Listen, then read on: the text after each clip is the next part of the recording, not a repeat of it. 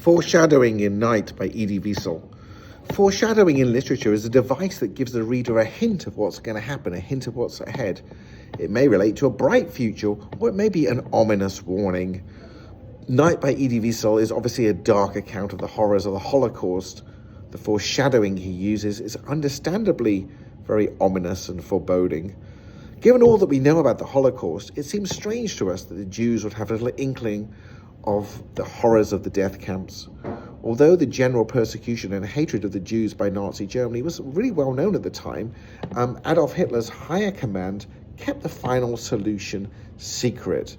And while people knew about the camps, the Jewish people did not really realize that they were actually death camps. A lot of them thought that they were concentration camps or work camps or the like.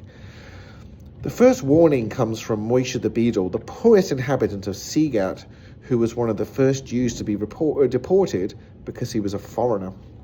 He described how his train was stopped by the Gestapo. People were forced to dig trenches and were massacred beside them. Moshe only escaped because he was shot in the leg and played dead. This awful account is real in-your-face foreshadowing. It's not particularly subtle. Sadly, nobody in Sighet listens to Moshe. They treat him as if he's crazy. He closed his eyes as if to escape time, the account said. "You don't understand," he said in despair. "You cannot understand. I was saved miraculously. I succeeded in coming back. Where did I get my strength? I wanted to return to Sighet to describe to you my death so that you might ready yourselves while there is still time. Life, I no longer care to live. I am alone, but I wanted to come back to warn you. Only no one is listening to me." It was very fateful.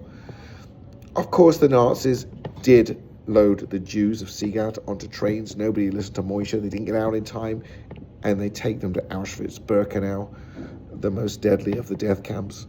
While on the train, Mrs. Schnautner, a woman in her 50s with a 10-year-old son, appears to lose her mind. On the third night, a piercing cry breaks the uneasy silence of the train when she shouts, "Fire! I see a fire! I see a fire!" She howls through the window, Look at this fire! This terrible fire! Have mercy on me!" Just as they had dismissed Moshe, the Jews call Mrs. Schnautner mad. Even a child tries to calm her down.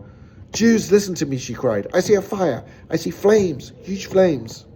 Eventually, she receives several blows to the head for her troubles. Sadly, Mrs. Schnauzer's vision is clearly foreshadowing the gas chambers at Auschwitz, Birkenau, and the furnaces that burn the bodies of the murdered Jews. By the time the train pulls into the death camp, the Jews have forgotten all about Mrs. Schnauzer's very existence. Then suddenly she reminds them. She calls out again, "Jews, look at the fire, look at the flames."